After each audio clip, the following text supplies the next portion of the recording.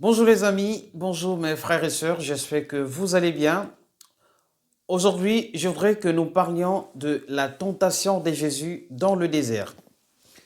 Ce sont des versets qui m'ont interpellé quand j'ai fait la méditation. Je voudrais donc en partager avec vous. Il y a plusieurs enseignements que j'ai pu tirer en méditant ces quelques versets, la tentation de Jésus. Quelque chose de très important, si vous voulez, vous allez voir dans le développement que nous allons faire grâce au Seigneur. Nous savons tous que après avoir gêné 40 jours et 40 nuits dans le désert, Jésus eut faim. Et donc, c'est à partir de ce moment-là que le tentateur va se présenter à Jésus pour lui faire des propositions. Mais comme Jésus est Dieu, étant rempli de la parole et du Saint-Esprit, nous savons tous, pour les lecteurs de la Bible, comment est-ce que le Seigneur, à chaque fois, il a résisté à la tentation par la parole. Matthieu 4, on va aller jusqu'au verset 4. Alors Jésus fut emmené par l'Esprit dans le désert pour être tenté par le diable. Après avoir gêné 40 jours et 40 nuits, il eut faim. Arrêtons-nous d'abord là. La Bible dit que Jésus fut emmené en esprit au désert. Je me suis posé la question, est-ce que Jésus est parti gêner au désert ou il fut emmené en esprit? Après la méditation, je comprends qu'en fait, la Bible ne précise pas où il a gêné, mais la Bible dit qu'il fut emmené en esprit au désert. Cela veut dire quoi, bien-aimé? Cela veut dire que ce sont nos pensées, si vous voulez, qui nous emmènent vers quelque chose. Cela veut dire que ce sont nos pensées qui nous emmènent, si vous voulez, vers la tentation. La Bible dit après avoir gêné. Donc, il avait fini le jeûne 40 jours, 40 nuits. Et du coup, il eut faim. Ce n'est qu'à partir du moment qu'il eut faim que le tentateur va se présenter. Qu'est-ce que cela veut dire, bien-aimé? Aujourd'hui, il y a beaucoup d'enfants de Dieu qui se font tenter parce qu'ils ont faim. Ils ont faim de quoi exactement? Ils ont faim, non pas des choses de Dieu, non pas des choses de l'esprit, mais ils ont faim des choses du monde. Or, le fait d'avoir faim ouvre les portes au diable pour vous emmener plusieurs propositions. Écoutez-moi, bien-aimés.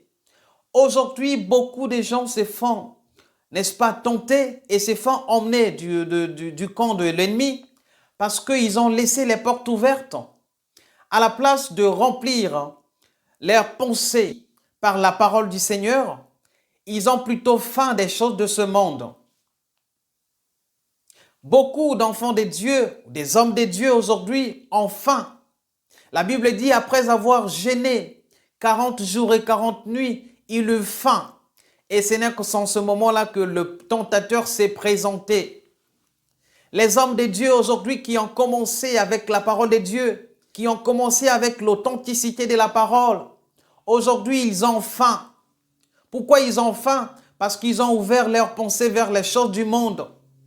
Parce qu'ils ont ouvert leurs pensées vers les choses de ce monde, les choses qui vont passer. Tenez-vous bien, le diable ne va jamais vous emmener à la tentation, à quelque chose qui ne vous intéresse pas.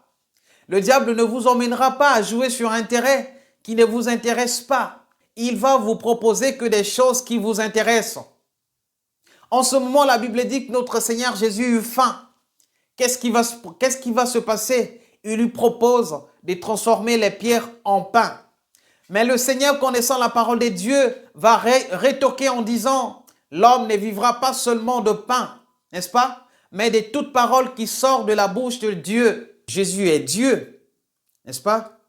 Il pouvait, bien évidemment, transformer les pierres en pain, puisqu'il en a le pouvoir.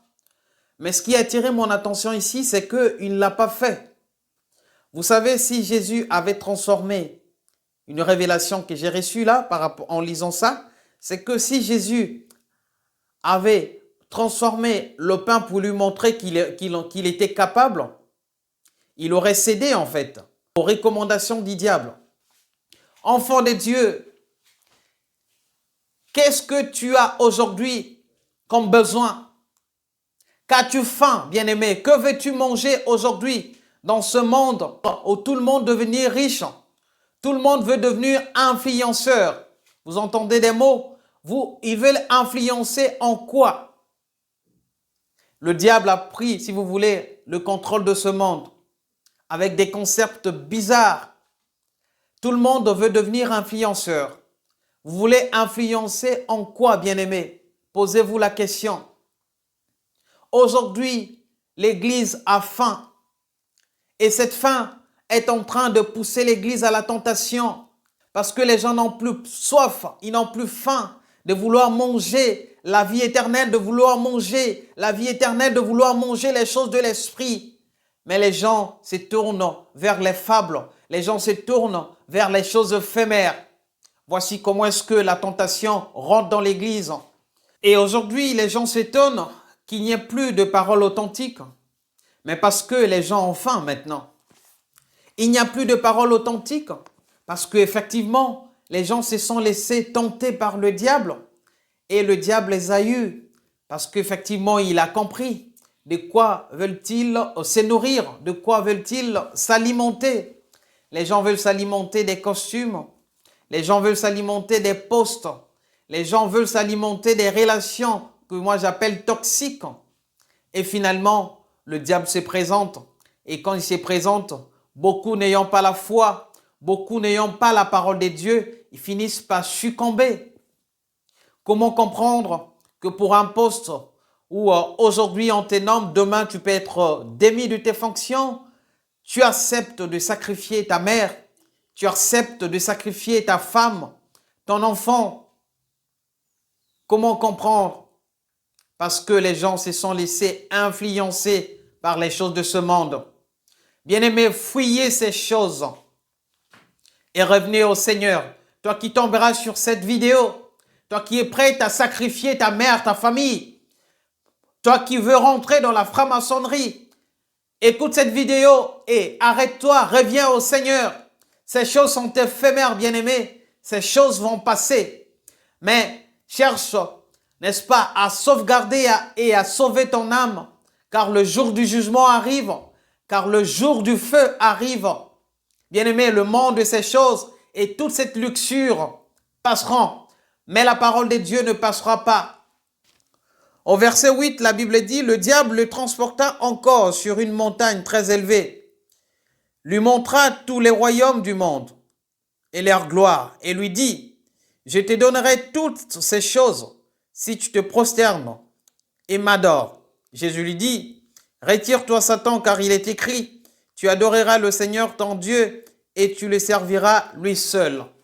Or, nous, en tant qu'êtres humains, nous avons été créés exclusivement pour adorer Dieu. Nous avons été faits pour adorer Dieu.